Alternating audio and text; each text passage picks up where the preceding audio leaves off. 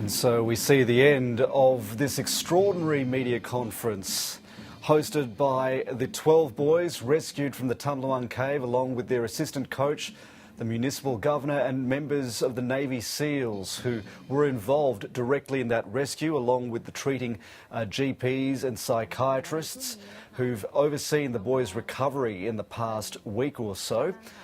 With me in the studio is Anne Barker, our reporter who was in Chiang Rai for the rescue. She joins us in the studio.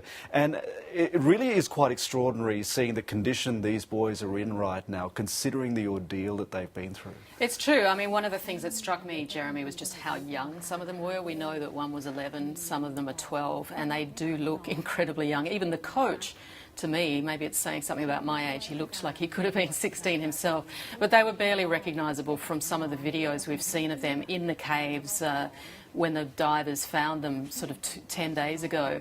They've clearly put on weight, they're clearly much healthier, and they're very upbeat, mentally and physically strong, we're told.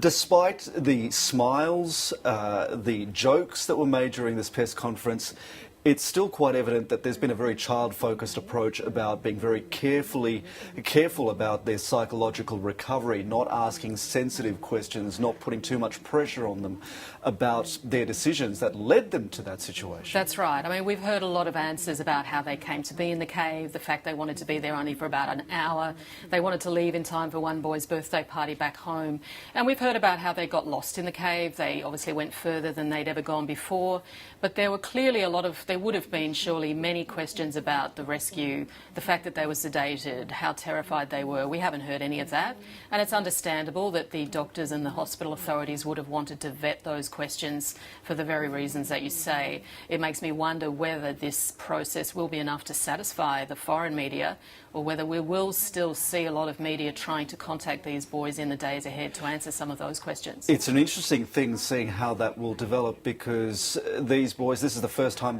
they're walking free really outside of the cave, outside of hospital, and to see this throng of media that confronts them. I mean, the coach was saying a moment ago that they were prepared to walk out of the cave complex and just get on their bikes and go home. Exactly. I think they had no idea of the world attention while they were in there until the Navy SEALs came in and sat with them for the 9 days that they were there.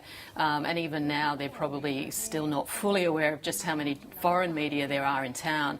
I'm even astonished to know that so many media have obviously stayed in the hope that this sort of press conference would happen, because there is still such intense world interest in their story. What about in Thailand itself? The Thais are very superstitious, they're very spiritual.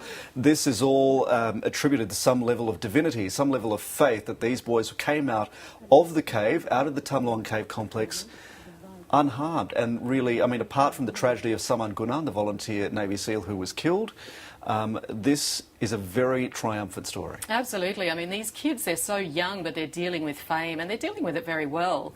But I think, this is not going to be the last that we hear of them. I think in the years ahead, media will go back to them and talk about where they're at now, how they're going sort of later in their lives. We heard about some of the dreams they have, that many of them said they want to be professional soccer players. They're now more determined for that to happen. Some of them have said they would like to be Navy SEALs themselves.